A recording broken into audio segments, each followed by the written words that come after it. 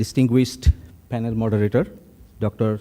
Jeffrey Hornung of APCSS, respected panel speaker, Admiral Nirmal Verma, Commodore Lee Cornett, other respected speakers, participants, audience, ladies and gentlemen, very good morning.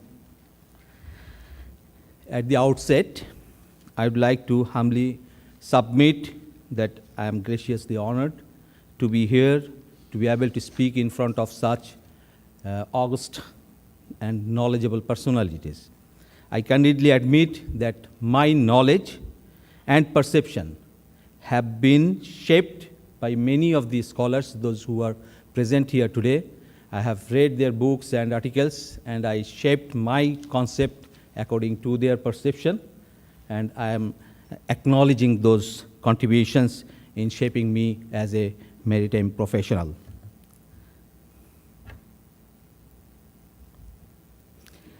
Ladies and gentlemen, I was requested to speak on Bangladesh's perspective on maritime strategy for the Indian Ocean and Bangladesh Navy's current modernization in support to it. And it was a very last moment request to me, and I thought that, okay, I will try to share the experience of Bangladesh perspective with regards to maritime strategy and especially with regards to the Indian Ocean itself. In doing so, I like to initially share some of the basic informations about Bangladesh because it's a very newly recognized nation, very young nation, and especially it is thought that it's a very young maritime nation. Since independence in 1971, our leadership, they have otherwise really understood the need of maritime domain for the well-being of the Bangladeshi citizens. And that's why the then father of the nation, the Prime Minister, Bangabandhu Sheikh Mujibur Rahman, he enacted an act which called Territorial and Maritime Zone Act, and it was enacted in 1974 within 4 years of independence. So you understand that how the leadership that thought the requirement of the maritime domain for the country. So Bangladesh was the one of the foremost country which signed the UNCLOS 3 as soon as it was promulgated. It was taken into considerations in 1982, and on the first day when it was open for signature, Bangladesh was one of the country to sign UNCLOS 3. And with that vision in perspective, the present Prime Minister, Sheikh Hasina, he took the initiative to settle the maritime boundary according to the rules and regulations, guidelines given in UNCLOS 3 and according to the understanding of our neighbors.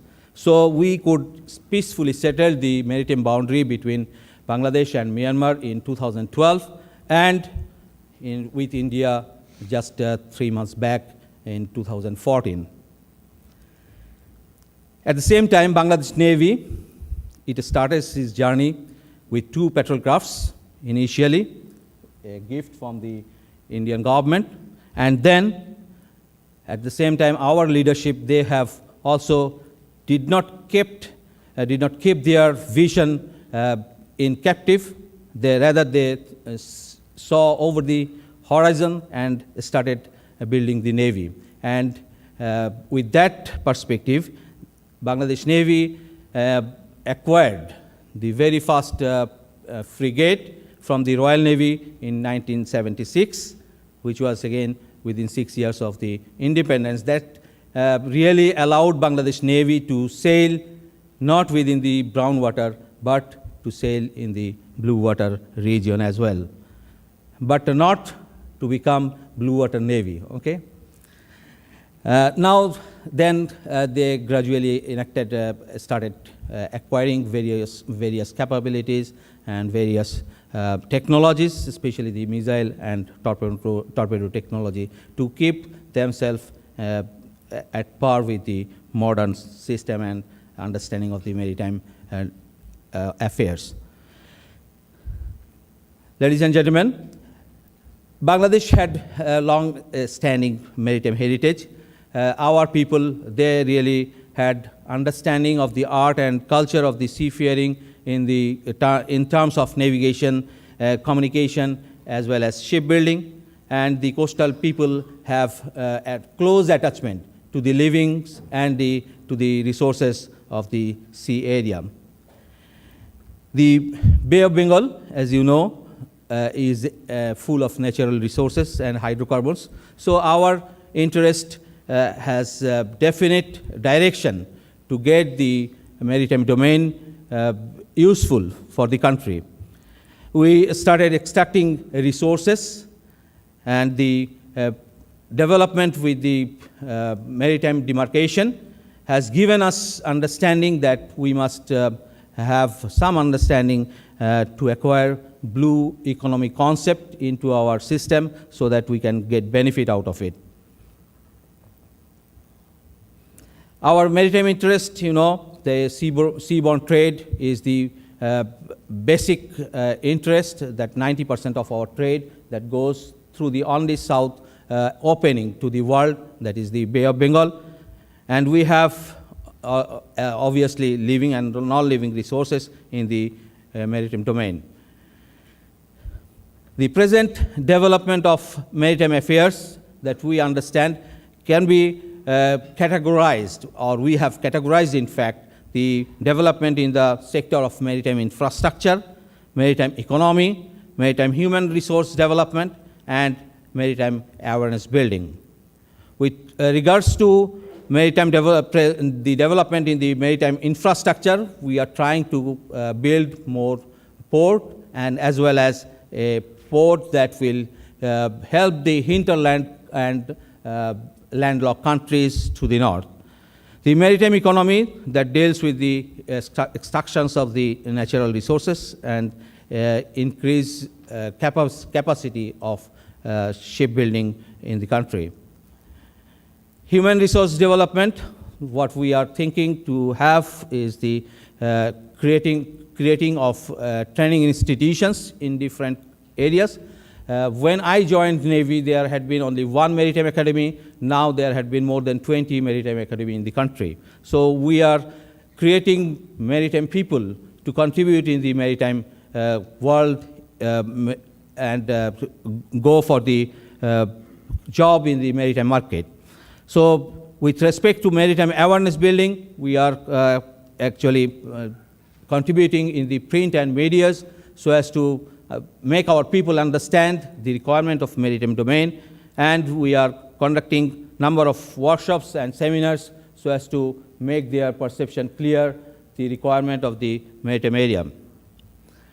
The increase of maritime awareness has been done so as to create more educated people. We are conducting seminars and workshops, and we are focusing blue economy. The maritime security spectrum that we perceive from Bangladesh is very prominent after the demarcation of the maritime boundary with Myanmar and India.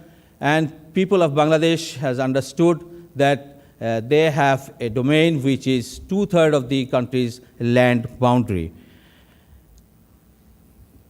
And Bangladesh, as a maritime nation, has no exception in understanding the common security challenge in the Bay of Bengal and as well as in the Indian Ocean.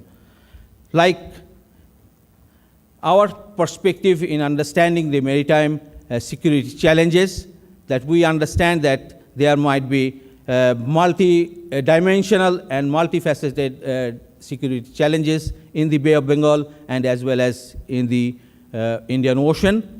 These challenges might come in the form of military or non-military ways or with the issues, and where the state and non-state actors will be involved and obviously are involved.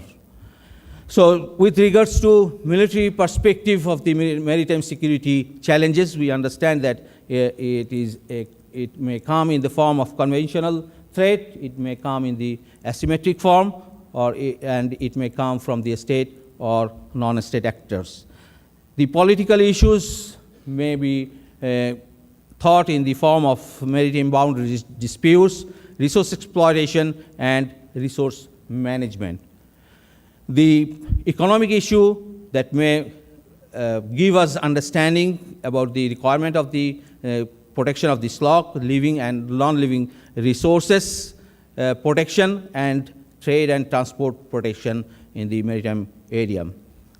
The societal issue that may be what we face in a great deal is the migration of people from one country to another, especially from Bangladesh to many other countries, to go for job markets around the Asian countries.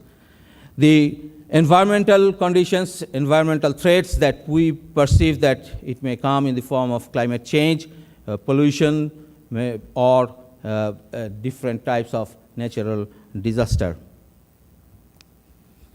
So, as Bangladesh lies on the north shore of Bay of Bengal, the geopolitical, the military economic dynamics of Indian Ocean and the Bay of Bengal has definite influence on maritime security, and therefore Bangladesh is always keeping abreast with the situation all around in the Bay of Bengal and as well as in the Indian Ocean.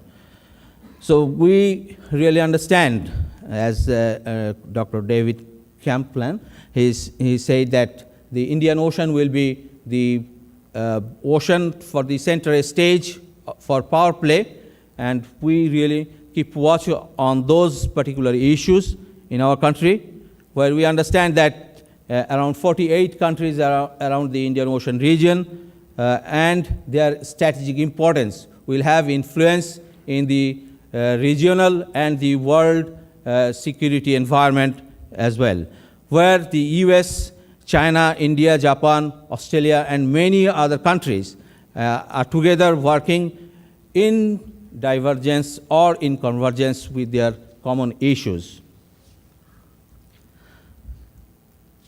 So Bangladesh is closely concerned with the development of the Indian Ocean different activities, like the organization that works with the concept of Indian Ocean Region Association for Rim countries, then other globalized or regionalized organizations. We really understand the non-conventional issues required regional joint cooperation and global efforts as well, and all littoral states of the region need exploring all opportunities for playing an active regional role. So we are also engaging ourselves in the recent concept of BIMSTEC, where the recent development is that the regional permanent secretariat has been established in Bangladesh. Another initiative which has been conceptualized by Japan to engage Bangladesh and other South Asian countries, that is the Big B initiative, that is Bay of Bengal Initiative Industrial Growth Belt. So it has three pillars: industry and trade, energy and transportation. So Bangladesh is also engaging such kind of regional activities. Other regional activities like IONS, WPNS, BCIM economic cooperation, and the SAARC forum is also where the Bangladesh is keeping herself in touch and trying to get benefit out of it. Bangladesh is going to hold the IONS seminar in 2016 and North Indian Ocean Hydrographic Commission seminar in 2017. So it's getting day by day involved more in policy making and the initiatives that are being created in the regional forums. So Bangladesh bilateral and regional response initiatives are being looked into, which is affecting which may affect the Indian Ocean security perspective. Bangladesh also keeps her focus on the cargo security initiatives, confidence building measures, and comparative competitions, cooperations in all kinds of security threats, integrated maritime governance, and regional and international maritime cooperation. Sorry for the color that is not coming in the. So Bangladesh Navy also modernized herself through the years. As I said, that our Navy has acquired few platforms from the regional navies, and Bangladesh Navy has acquired some capabilities to build ships in Bangladesh as well. It has also acquired some maritime patrol aircraft, and recently is thinking to acquire submarine from China. So BNE will progress with demand of national maritime and foreign policy as a whole, and she avails all the opportunities to engage herself as well in the exercise like regional exercise Milan, Lima, Imdex, Ferocious Falcon, Aman, and exercise Karat with US Navy. So BNE is also at the same time engaging her fleet with UN peacekeeping forces like in UNIFIL in Lebanon, Sudan, and Mali. So with that, Bangladesh Navy is coming to a recent development that Bangladesh Navy is going to be a three-dimensional Navy by the year 2016. We have other activities like contribution in the reduction of robbery and piracy. Then we have engaged ourselves in humanitarian assistance and disaster relief, and especially mentioning the incidents of MH370, where some indication was given that there might be some debris found in Bay of Bengal. So we went there to search and rescue, but we could not find anything, but we kept our effort there. Another focus of Bangladesh Navy is Goodwill Mission, where since inception, Bangladesh Navy has done 270 Goodwill Mission in 27 countries and received about 19 countries' ships in about 101 visits to Bangladesh. So in conclusion, I want to emphasize that Bangladesh truly believes friendship to all and malice to none, and hope to see Indian Ocean as a real lifeline of the world economy and a zone of peace. And at the same time, Bangladesh Navy is committed to promote her national interest, carry message of goodwill, support friends for good concerns, and deal illegal matters professionally to make the Bay of Bengal and the Indian Ocean a zone of peace. So I want to conclude with an end note of Dr. Gio Fredil, who is present here today, that he said, and I quote, about Bangladesh Navy, that managed it well and not allowed themselves to fall too far behind the world navies. Thank you, ladies and gentlemen, for your patient hearing.